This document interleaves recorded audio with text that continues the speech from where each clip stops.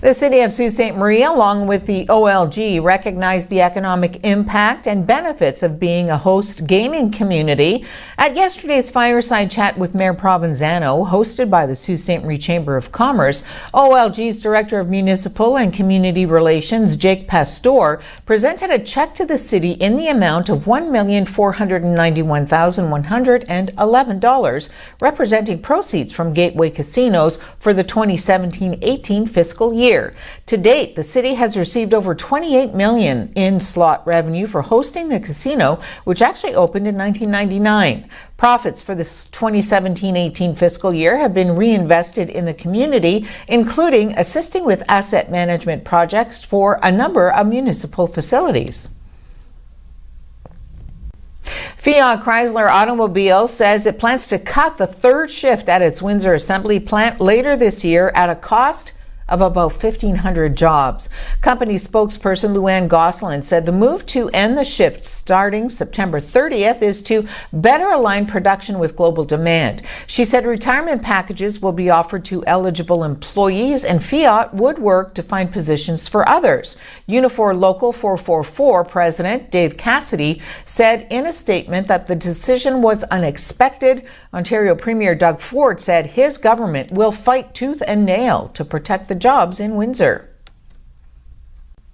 Ontario's finance minister says the province will be moving ahead with an expansion of beer and wine sales into corner stores, big box stores, and more grocery stores, promising the move will cut prices and prevent any potential privatization of the LCBO. Yesterday, Vic Fedeli said that the Progressive Conservative government will make good on a pledge made during last spring's election to offer consumers more choice when it comes to where they can purchase booze. Fedeli gave no timeline for the move, but said greater competition in the sector will lower prices for consumers and expand product availability.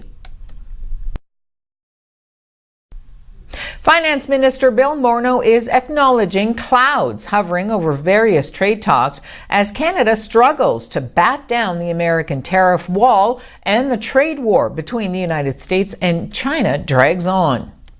From the standpoint of the actual negotiations going on, starting with the U.S.-China negotiation, we're in very regular contact. I'm in weekly contact with the U.S. Secretary of the Treasury. They're progressing. I mean, there are regular meetings going on. They're making progress. I don't want to give people a sense that this is going to be a short-term fix, though. The approach to Canadian companies investing in China and intellectual property transfer is more challenging than it is for a Chinese company coming to Canada. There's real issues here that we are trying to deal with. It seems to me unlikely that we'll solve all of them in the short term. But I'm cautiously optimistic that the U.S. and China will actually make some progress in those discussions. At a rally in Grand Rapids, Michigan yesterday, President Donald Trump called the Russia investigation an elaborate hoax again, and said those who pushed the investigation must be held accountable. The crowd responded with chants of "lock them up." Little pencil neck Adam Schiff. He's got the smallest, thinnest neck I've ever seen. He is not a long ball hitter. But I saw him today. Well, we don't really know. There could still have been some Russia collusion.